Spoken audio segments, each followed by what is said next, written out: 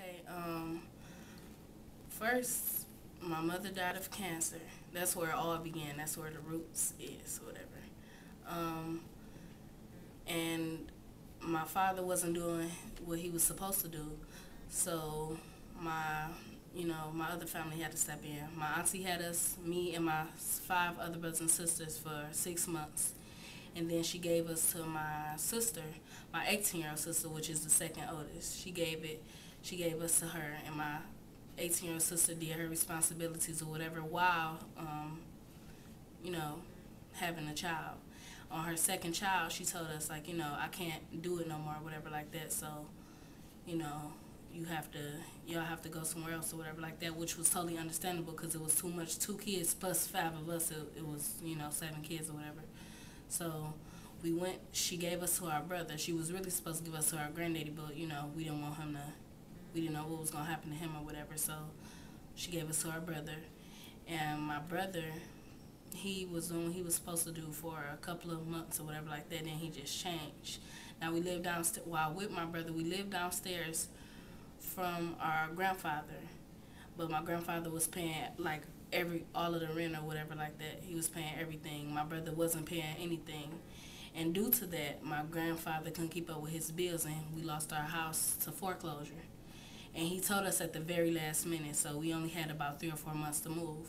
Now, by me being 17 and being a teenager, nobody wanted to take me. Everybody was like, okay, well, she's too grown or she's too fast or whatever. Not even talking to me, just, saying it behind my back, but basically saying I can't do for her, whatever, like that. She's a teenager. So all my other brothers and sisters were trying to find somewhere to go, whatever, like that. And they did succeed and find somewhere to go, but I was left out.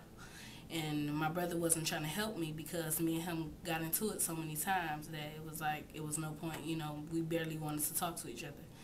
So I was in this group called Black Light with Amy Cox and a friend of mine, and she said she used to work at a shelter, whatever like that, Alternatives for Girls. That's how I first learned about Alternatives for Girls. She said that it'd be the best place to go, whatever. She started explaining everything to me, how Alternatives for Girls worked and everything, and I was like, no, I'm not about to go stay in no shelter. I can't find myself to do it.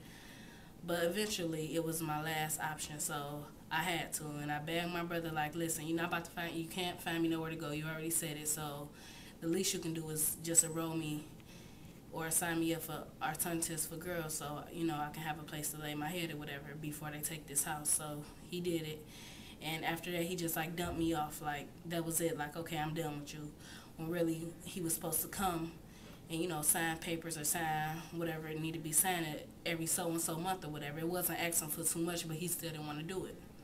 So while in Alternatives for Girls, I developed the bond with the staff upstairs or whatever like that because they showed me so much support.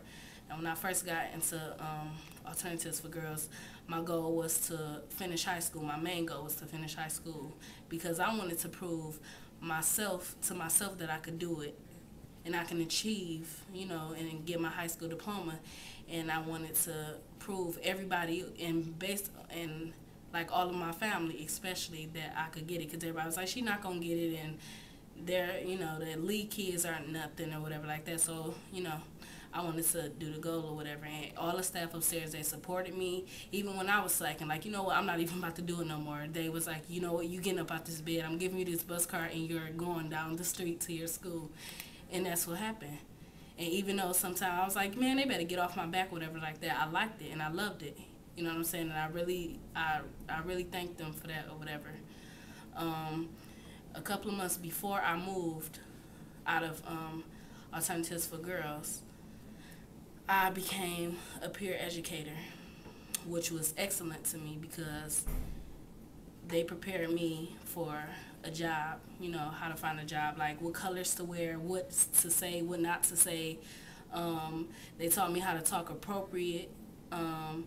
They got me involved with a lot of things. I get to facilitate. I get to facilitate meetings, workshops, and it's fun. I get to have my say-so and stuff. I get to talk to other girls that's my age, and it's fun. I like when I come in, being a peer educator, I like when I come in and the first thing I say is, you know what I'm saying, how I feel. That's before we start any meetings or any paperwork or anything. I get to say how I feel and how my day went. And that's, you know, that's a big relief for me because a lot of school teachers don't even ask you that. So it's good. My plans for the future are to, you know, become a chef, go to school in the fall, for culinary arts, and I graduated from high school, so I'm very excited about that. And I just want to just, you know, and I do spoken word too, so, and I just want to just say to everybody that no matter what, no matter how hard it is, no matter if people on your back, no matter, you know, family can bring you down. And that was my biggest obstacle. My family was my biggest obstacle because I didn't know how to deal with that. But if you put your mind to it, not your brother, not your sister, if you have the determination, you can do it. You can do anything.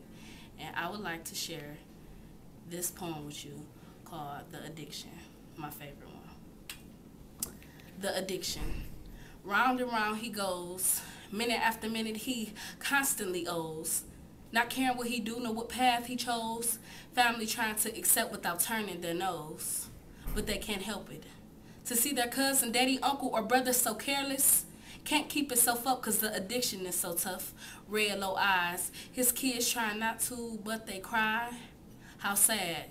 Doing his fatherly duties only for cash. So he could run to the coffee shop, drop a 5 on him, then bow down to the rock. Please stop. Please stop. He doesn't listen to his conscience nor his saddened children. But why he does this no one knows. Looking so bad, a bad path he chose. While round and round he goes. Minute after minute he constantly owes. Not caring what he do or what path he chose. Round and round he goes. The addiction.